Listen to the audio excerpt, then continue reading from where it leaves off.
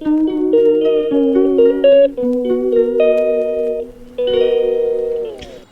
আসসালামু আলাইকুম। সবাই কেমন আছেন? আলহামদুলিল্লাহ আমরা ভালো আছি। তো সকালে ঘুম থেকে উঠে আয়ার জন্য পরোটা চা রেডি করে দিলাম। এরপরে দুহাকে নিয়ে গেলাম কোচিংয়ে দিয়ে এসে এবার কাটা বাছার পর্ব, কারণ সময় তো চলে যাচ্ছে আস্তে আস্তে। এগুলো না কেটে রাখলে সময় পার করতে পারবো না। তো এরপর আমি শশা বা সবজি টবজি যা কিছু আছে সব কিছু নিয়ে ফ্লোরে বসে গেলাম। তারপরে এগুলো সব কেটে রেডি করলাম। আর এখান দিয়ে বসেও আমাকে পাহারা দিচ্ছে, আমার সাথে কত কথা কত গল্প। তো আবার চলে গেলাম ওকে আনার জন্য।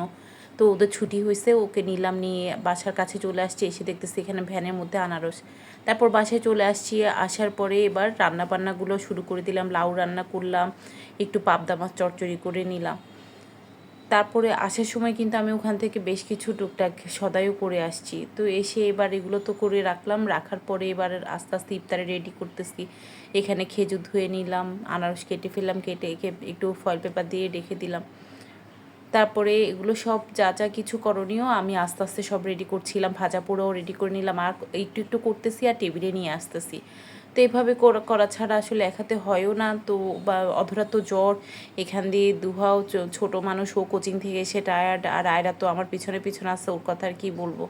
তো এই তো আমার নিজে নিজে এগুলো করতে হচ্ছে, আর সব কিছু রেডি করে টেবিলে নিয়ে আসতেছি। এখান দিয়ে ওর বাবাও আসবে, বেচারা অনেক আগে রওনা হয়েছে, কিন্তু পথে অনেক জ্যাম ট্যামও পাইছে, আসতে দেরি হয়ে গেছে। তো এই তো আলহামদুলিল্লাহ উনি চলে আসছে। আর পথে ওনার একটু সমস্যা হয়েছিল, গাড়িতে চাকা পাংচার হয়ে গেছে। আর আসার সময় আলহামদুলিল্লাহ আমাদের জন্য বাড়ি থেকে বেশ কিছু খাজানা নিয়ে আসছে।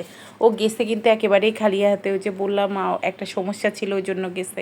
তো আসার সময় আমাদের জন্য বাড়ি থেকে গাছের বেল নিয়ে আসছে, তারপরে বড়ই ছিল, শিম ছিল, সুপারি ছিল। এগুলো সব আমার যা আর ভাসুর দিচ্ছে, ওনাদেরকে ধন্যবাদ অনেক। আর এগুলো তো বড়ইগুলো এত মজা, আর বেলটা আজ গত 1 বছর পর্যন্ত এই বেলগুলো ধরতেছে।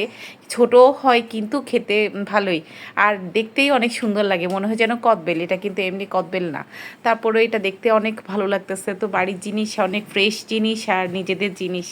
তো আমরা সবাই তো খুব মজা করে এগুলো নিলাম, খেলাম। এরপর আজকে ইফতারটাও ভালো লাগতেছিল, ওর বাবা শুদ্ধ ছিল, সবাই পরিপূর্ণ ছিলাম। তারপর ইফতার খেয়ে নামাজ কালাম পড়ে আসলাম। এসে এবার বড়ই নিয়ে বসে পড়ছে। আর এই বড়ইগুলো এত মজা, এগুলো মানে সচরাচর এরকম বড়ই আসলে পাওয়া যায় না। দেশি বড়ই, টক মিষ্টি মিলানো, খুব মজা খেতে। তো আমরা সবাই মিলে একসাথে গল্প সল্প করতেছি, বাড়ির কথা শুনতেছি। তো আজ এই পর্যন্ত, সবাই ভালো থাকবেন। আল্লাহ হাফেজ, আসসালামু আলাইকুম।